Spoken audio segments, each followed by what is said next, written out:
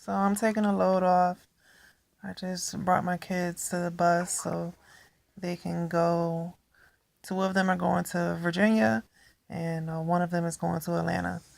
So mommy and daddy are free for a little while, and I plan on taking this time and actually just meditating and concentrating on feeling better, um, and hopefully gaining some self control.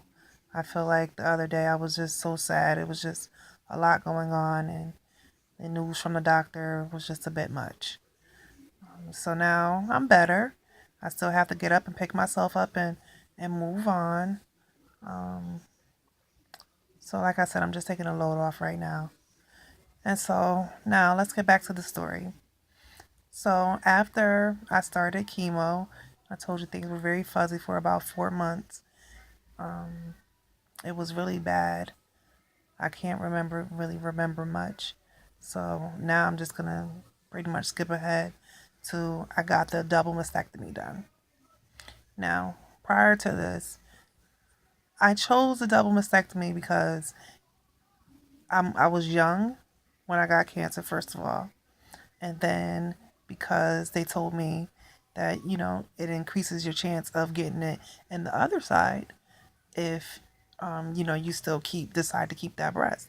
Now, I wish I would have done more research, but let me tell you, when I first received the news that I had cancer, the nurse person basically explained to me that I should not be going online and researching a million and one topics because these topics turn into you thinking more about the situation than you actually have to. So I didn't do any research.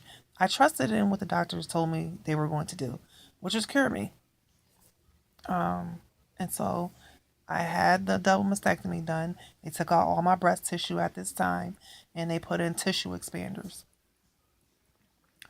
Now, I'm not understanding why I didn't find out until after the surgery that they didn't biopsy any of my lymph nodes, which when you're stage 2B, the the likelihood that it has already traveled, it's up there. It's up in the numbers. I don't, I didn't really know that then, but I've done my research now and know it now that because I was stage 2B, it had already traveled, out of the breast tissue and into my armpits, you might as well say. So, anyways, I got the double mastectomy done, and woo, they put the tissue expanders in because I was just gonna get some new boobs. Oh, it was a lot, you guys. Being cut, my goodness, to wake up with no breast.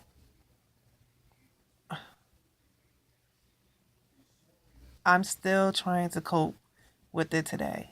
Yes, I have breasts, but they don't feel a part of me.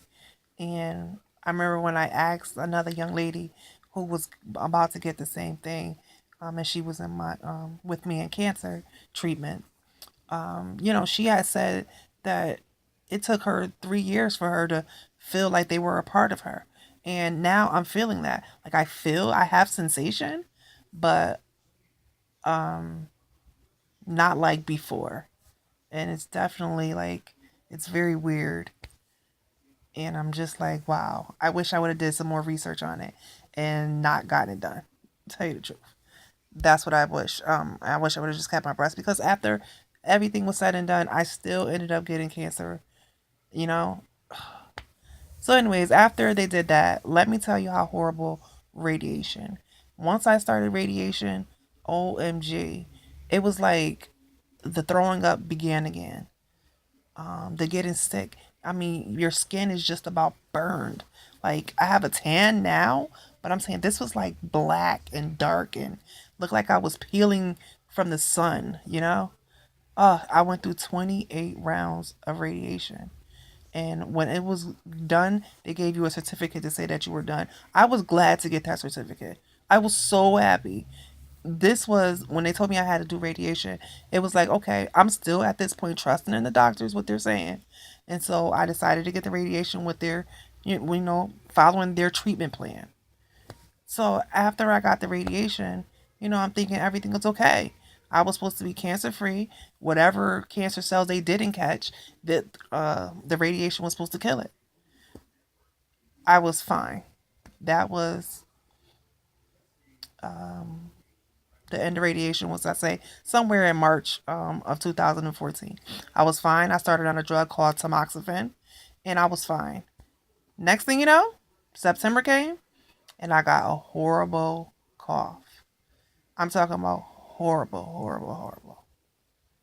And it lasted for 4.5 months. I'm talking about waking up, crawling to the bathroom, crying at night because I don't know what the heck is wrong with me. Trying to clear phlegm out your throat that will not clear. It was very crazy. And I went to my primary care doctor. I went back and forth to the oncologist. Now, when I had radiation, they told me that I might develop something along the lining of your lungs because that's where the radiation beams were hitting, that I might develop a cough. But when I went back to the radiation specialist, he kept telling me that no, this is not from us, you know? It was already 6 months out of the time. I'm like, but I'm just now getting to that 6 month mark. So who knows if I started a little late. But I believe now that the radiation is what caused the cancer the second time. But I'm not a doctor, so it is what it is. I got the cough. I had multiple tests done. They kept giving me allergy pills and said I had pneumonia. I mean, you don't know how many different drugs I took through that time for them to come back and tell me. Now, I had a PET scan done in November of 2014. They said it showed nothing wrong. I'm talking about, you guys, I'm crawling to the bathroom at night, throwing up, can't clear phlegm out my throat, have this horrible cough, can't even get 2 sentences out without coughing, and they're telling me that there's nothing wrong with me. Mind you, I've been to see like 4 or 5 different people. Come January 2015, I just can't take it no more. I go to the hospital like, hey, something is going on. I cannot do this. I'm losing weight. And make a long story short, they decided to keep me and run, all their specialized tests at this time. Well, as you guys can guess, cancer. Now, the cancer is in my lungs. Not only is it in my lungs, but it's in my bones too. What is a person to do when you hear a diagnosis like that? This is saying that this is not going away. You will die from cancer. Wow. Wow.